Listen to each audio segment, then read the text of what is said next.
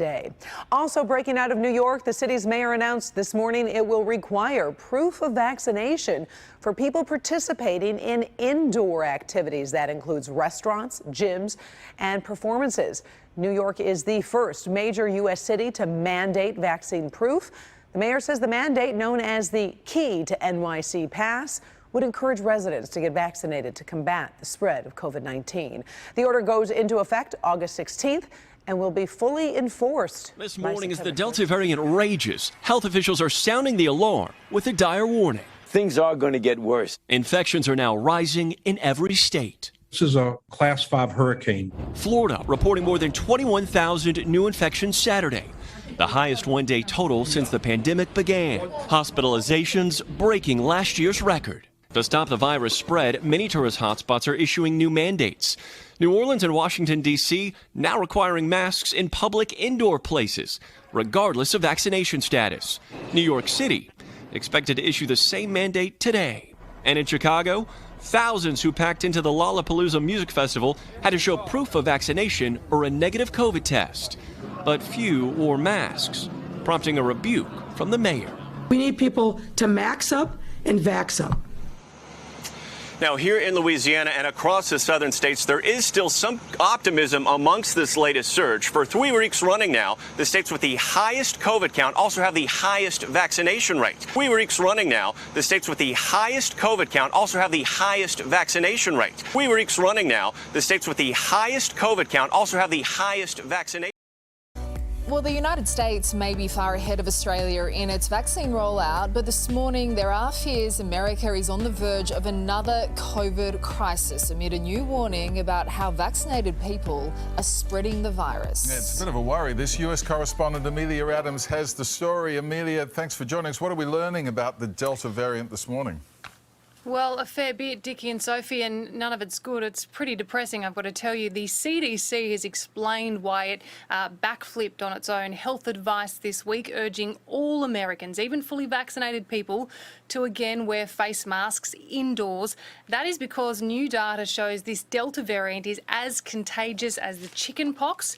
A new study released today of some 500 cases. This was from a mass outbreak, all linked to the same infection in the state of Massachusetts.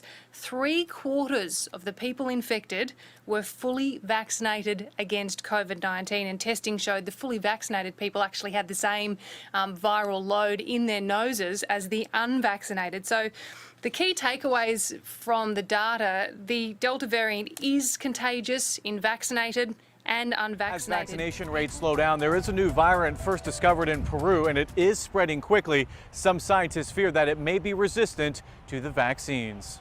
It may not give as much protection to this new variant.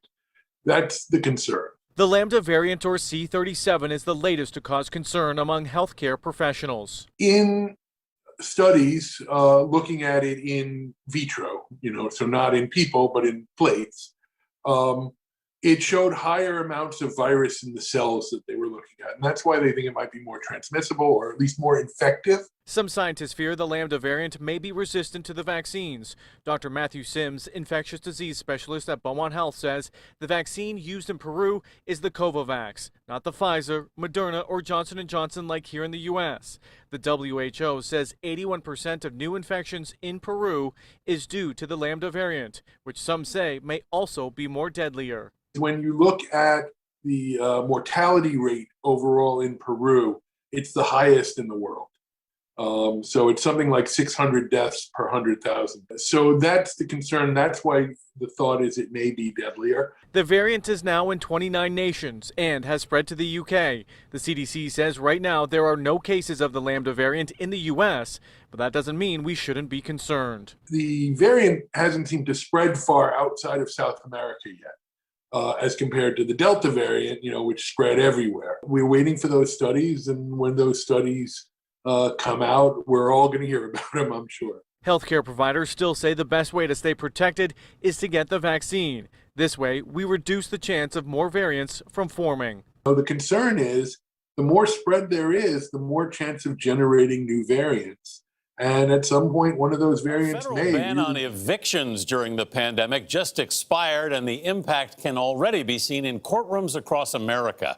Tenants who are behind on rent want to keep their homes. Landlords want to be paid, and none of them can understand why the government won't help. Weijia Zhang is at the White House. Weijia, what are officials there saying?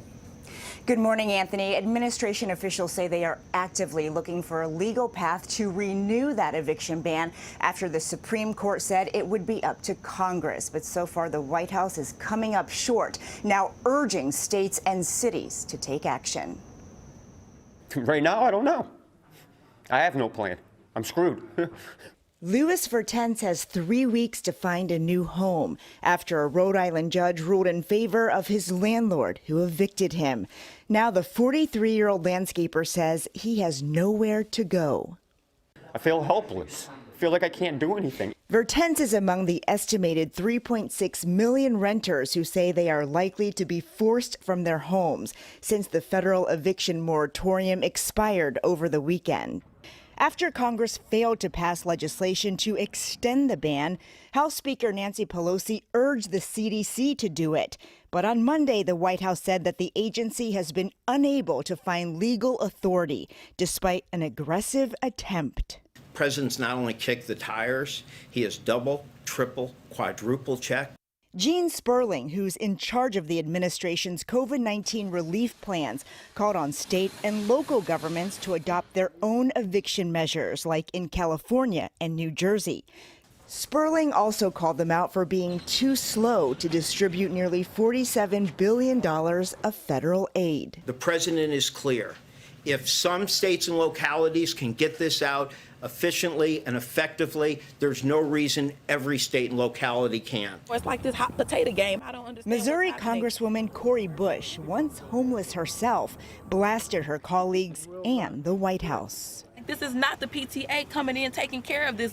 These are people who are paid to represent. Gene Sperling says excessive cautiousness and conservatism is one reason why he thinks state and local governments have been so slow to issue those funds. His message: this is not the time to be overly careful because people need that money right now. David? Thank you for highlighting this, Weijia.